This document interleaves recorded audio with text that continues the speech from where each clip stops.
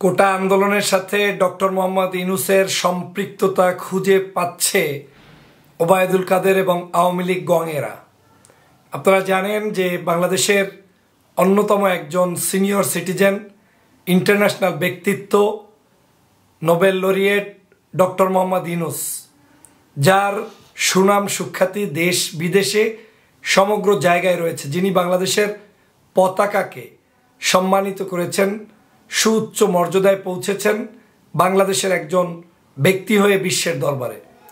সেই ডক্টর মোহাম্মদ ইউনূস যখন বাংলাদেশে এই মুহূর্তে আরেকটি নির্বাচনের দাবি করলেন, যখন তিনি দাবি করলেন যে বাংলাদেশে আরেকটি এখন নির্বাচন হতে হবে এবং এই সরকার ছাত্রদের উপরে যে পৈশাচিক নির্যাতন চালাচ্ছে, গুলি করছে, হত্যা করছে, এটা কোনোভাবে মেনে নেওয়া যায় না। তিনি যখন বলছেন যে এই সরকার দেশের মধ্যে এমনভাবে ছাত্রদের উপরে ঝাঁপিয়ে পড়েছে যেটা দেখতে মনে হচ্ছে যে এটা বিদেশের মতো যুদ্ধ লেগে গিয়েছে, যে বিদেশি কাউকে সরকার হয়তো আক্রমণ করছে, কিন্তু আদতে সরকার বিদেশি কাউকে আক্রমণ করছে না, দেশের মধ্যে দেশের মানুষের উপরেই আক্রমণ করছে। ডক্টর মোহাম্মদ ইউনূস এই কথাগুলো বলে প্রতিবাদ করেছিলেন।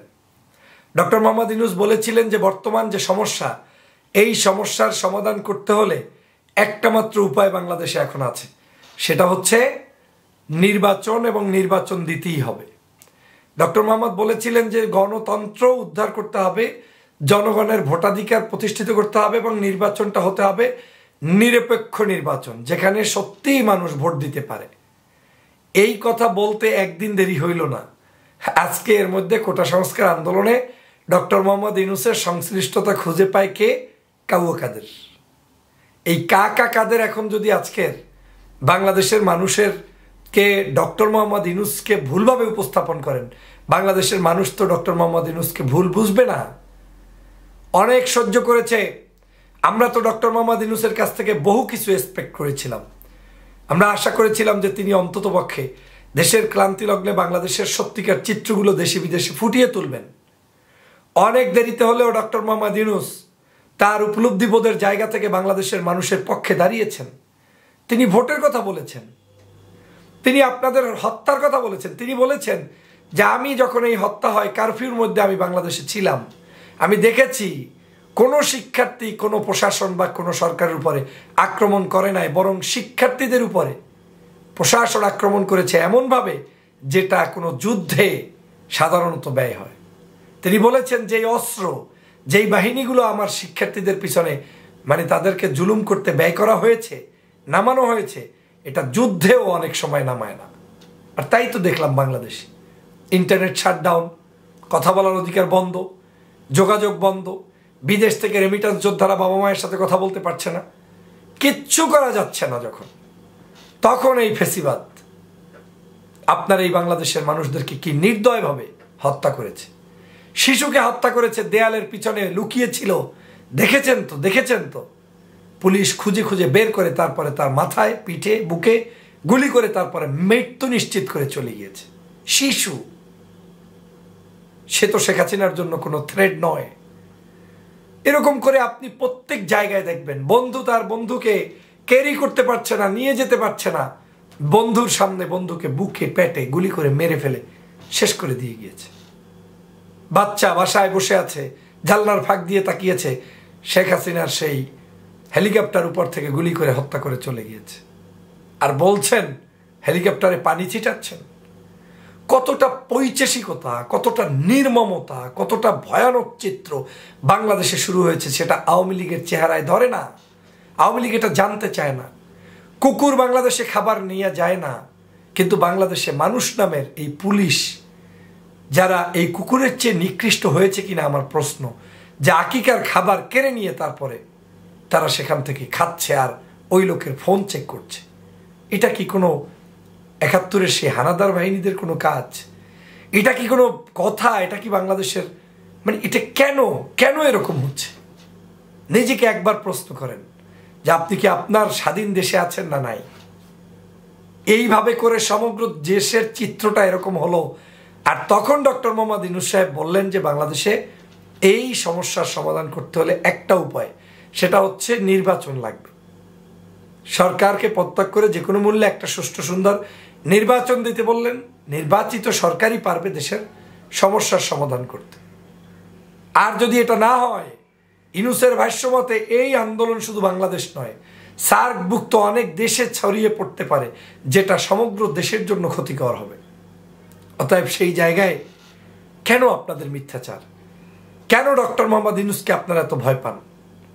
কেন ডক্টর মোহাম্মদ ইউনূস থাকলে আপনাদের সমস্যা? আমি তো মনে করি এই মুহূর্তে ডক্টর মোহাম্মদ ইউনূসদের মতো মানুষদেরই বাংলাদেশের এই ক্রাইসিসের মেকার হিসাবে ভূমিকা পালন করা উচিত। ক্রাইসিস থেকে জনগণকে উত্তরণ করে জনগণের অধিকার প্রতিষ্ঠার জন্য গণতান্ত্রিক স্পেস তৈরি করে দেওয়া উচিত এবং ডক্টর মোহাম্মদ ইউনূসের এই বক্তব্যকে সবাই সমর্থন করা উচিত। আমি ডক্টর মোহাম্মদ ইউনূসের সাথে আছি। আপনি আছেন কিনা কমেন্টস করুন, থাকলে শেয়ার করুন, জাতিকে জানিয়ে দিন, বিশ্বব্যাপী মানুষকে জানিয়ে দিন। ইউনূসকে ওনারা এখন কেন ভয় পায় জানেন? এই ডক্টর মোহাম্মদ ইউনূস হচ্ছে এমন একজন ব্যক্তি যার কথা বিশ্ববাসী শোনে। বহু দেশে তিনি ইতিমধ্যে চিঠি লিখেছেন, আহ্বান জানিয়েছেন যে বাংলাদেশের যে এই মৃত্যু চলছে এটা থামানোর জন্য উদ্যোগ নিতে বলেছেন। আমাদের একজন সম্পদ আছে যে অন্তত এখনো ক্রাইসিসে দেশে বিদেশে পত্র লিখতে পারবে, জানাতে পারবে, স্পিচ দিতে পারবে। আমরা তাকে সম্মান দিতে পারিনি। মানুষের বিতর্ক থাকতেই পারে। এই দেশের সুফি সাধকটাকে বলেন, রাজনীতি করে, সমাজনীতি করে, মানে চাকরি করে, মানে ব্যাংক বিমা করে, আপনার কি বলে সোশ্যাল অ্যাক্টিভিটিস করে, এর মধ্যে 100% পিওর কে আছে বলেন? অতএব আমার কাছে ডক্টর মোহাম্মদ ইউনূসের কোনো সমালোচনাই আওয়ামী লীগের মুখ থেকে গ্রহণযোগ্য নয়। কারণ আওয়ামী লীগ এতটা নিকৃষ্ট দলে পরিণত হয়েছে যে তারা ভালো মানুষের কোনো মূল্যায়নই বোঝে না। অতএব আমি মনে করি ডক্টর মোহাম্মদ ইউনূস এই বক্তব্য দেওয়ার সাথে সাথে আওয়ামী লীগের ওবায়দুল কাদেরদের, এই কাকা কাদেরদের এই অবস্থা তৈরি হয়ে গিয়েছে এবং ভাদ্র মাসের মতো এখন চিল্লাপাল্লা শুরু হয়ে গিয়েছে। এই চিল্লাপাল্লা চিরদিনের জন্য বন্ধ করতে হলে বাংলার জনগণকে জাগতে হবে। ডক্টর মোহাম্মদ ইউনূসদের মতো প্রতিভাবানদের পাশে থাকতে হবে, দেশপ্রেমিক নাগরিকদের পাশে থাকতে হবে, এই আন্দোলনকে বেগবান করতে হবে। আমি মনে করি ডক্টর মোহাম্মদ ইউনূস কোনো ষড়যন্ত্রের সাথে সম্পৃক্ত নয়। তিনি সরাসরি আপনাদের হাত থেকে বাংলার মানুষকে মুক্তির সংগ্রামের একজন মহানায়ক হতে পারেন। তিনি প্রকাশ্যেই বলছেন, যা বলছেন গোপনে তো কিছু বলেননি। তিনি তো ভারতের পত্রিকায় ইন্টারভিউ দিয়ে বলেছেন যে বাংলাদেশের মানুষের মুক্তির জন্য নির্বাচন দরকার, নতুন নির্বাচন দরকার। তো খারাপ কি বলেছে? তো ইউনূসকে নিয়ে আপনারা তো জ্বালাপালার কারণ কি?